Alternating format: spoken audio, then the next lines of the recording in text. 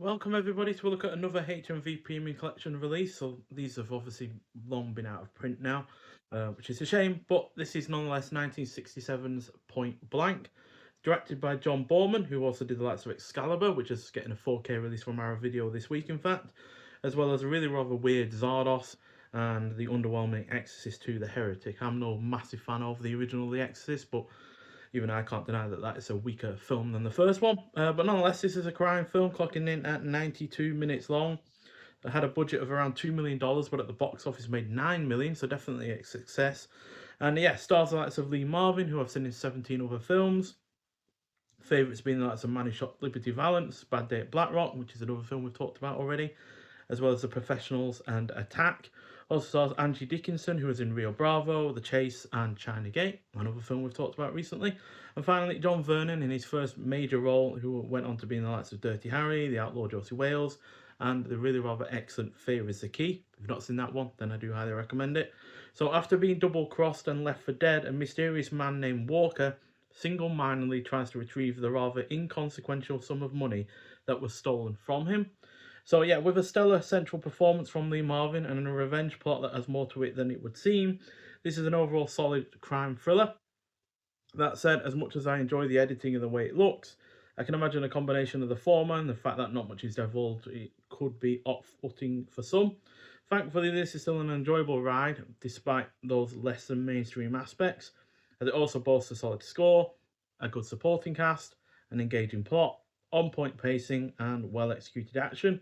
Just don't go expecting this film to be as simple as the premise would have you believe, because it really isn't, especially in the first 20 or so minutes where there's a lot of editing, a lot of intercutting between different timelines and such, and yeah, it also doesn't end on a big kind of spectacle action scene, and there's no heroic shootout or anything like that. So yeah, but still, I think it's a really rather solid effort and one that I've grown to appreciate a little bit more over time.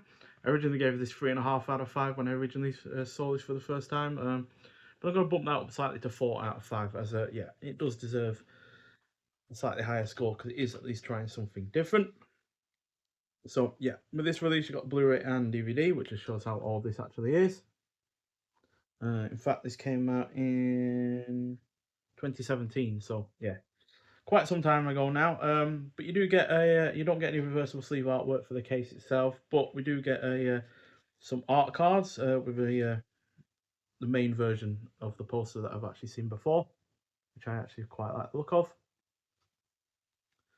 And then you get the one that was shown already, and then you get a couple of shots from the film as well.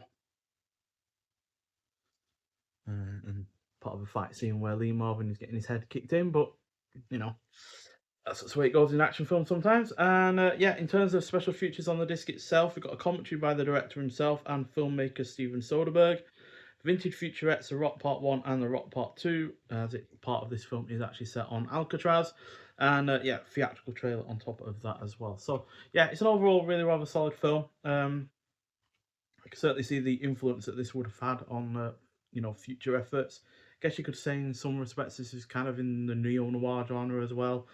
And yeah, I do appreciate it going for something a little bit different. Some people have said that it's kind of like the kind of French New Wave in terms of its editing and such, and I can certainly see that.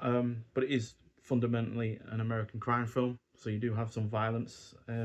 So kind of surprised it is rated an 18, because even though there is violence, there isn't a lot of it. But it is, at the end of the day, at the base level, a crime film. But it's what it puts on top of those elements that really does set it apart. And yeah, definitely one of my favourites from John Bowman, ranks alongside Excalibur, and definitely better than Zardos and Exorcist 2. So yeah, I do recommend seeing it. Just don't go expecting it to be quite as simple as its premise might have you believe, like I said earlier. So yeah, but nonetheless, thank you for watching. If you have seen Point Blank before, I'd like to hear your thoughts on it, and I'll see you in the next one. Bye.